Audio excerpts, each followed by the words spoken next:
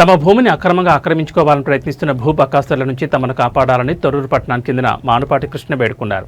మానుపాటి కృష్ణ మీడియాతో మాట్లాడుతూ తమది ఎరుకుల కులమని, కంటైపాలెం రోడ్లో గల సర్వే నెంబర్లో తమకు 1 ఎకరా 30 గుంటల భూమి ఉందని తెలిపారు.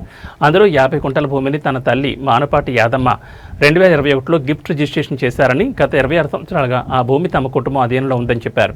అయితే ఈ భూమిపై కన్నేసిన మడిపల్లి గ్రామానికి చెందిన రామసహాయం, కృష్ణ కిషోర్ రెడ్డి కొంతమంది అనుచరులతో కలిసి తప్పుడు రిజిస్ట్రేషన్ సృష్టించి భూమిని ఆక్రమించుకోవడానికి ప్రయత్నిస్తున్నారని కృష్ణ ఆరోపించారు.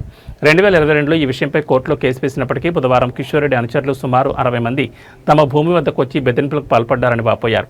ఈ సమస్యపై మీడియా స్పందించి తమకు న్యాయం జరిగేలా సహాయం చేయాలని ఆయన అభ్యర్థించారు. మానుపాటి కృష్ణ, మా నాన్నగారి పేరు ఎల్లయ్య. ఈ తొర్రూరు గ్రామస్తులు. నేను సర్వే నెంబర్ 277, 251 సర్వే నెంబర్లో మా నాన్నగారు బక్క సోమయ్య దగ్గర, నడిగడ్డ బక్క సోమయ్య దగ్గర భూమి కొనుగోలు చేయడం జరిగింది. 1990 సంవత్సరంలో కొనుగోలు చేయడం జరిగింది. అప్పటి నుండి ఈ భూమి మా ఆధీనంలో సాగు చేయడం జరుగుతుంది. గత 26 సంవత్సరాలు మా ఆధీనంలో ఉన్నది. పూర్వం ఇక్కడ మేము పొలాలు, కల్టివేట్ ల్యాండ్ మొత్తం సాగు చేసుకుని జీవనం సాగించడం జరిగింది. 2021 తర్వాత మా అమ్మగారు తల్లిగారైన మానుపాటి యాదమ్మ నా పేరు మీద 4 కన్వెంట్ చేసి రిజిస్టర్ చేయడం జరిగింది. అలా 1-2 గుంటల భూమి అమ్మడం కూడా జరిగింది.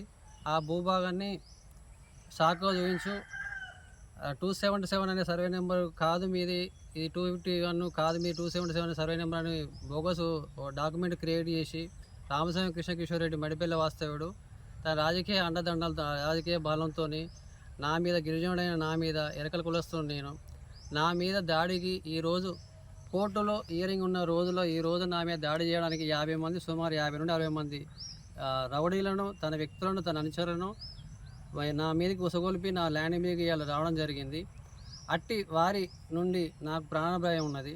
వారి నుండి నన్ను రక్షణ కల్పించుకుంటూ ఇలాంటి రౌడీ ముక్కలను, ఇలాంటి రౌడీలను తయారు చేసే ధనబలంతో, జనబలం లేని అహంకారైన రామస్వామి కిషోర్ రెడ్డి దాడి నుండి నన్ను రక్షించి ప్రజా సంఘాలు, కుల సంఘాలు నన్ను వారి బారి నుండి నన్ను కాపాడమని, ఇలాంటి నాలాంటి పేదల భూములను కబ్జాలు చేసుకుంటూ తన ఆధిపత్యం కొనసాగించు రౌడీలను తయారు చేసుకుంటూ ఈ సొసైటీని మొత్తం దీన పరిస్థితులు తయారు చేసి మాలాంటి పేదలను భయభ్రాంత గురి చేస్తూ మామూలు బతకాలని రక్షణ లేకుండా చేసిండు అతను.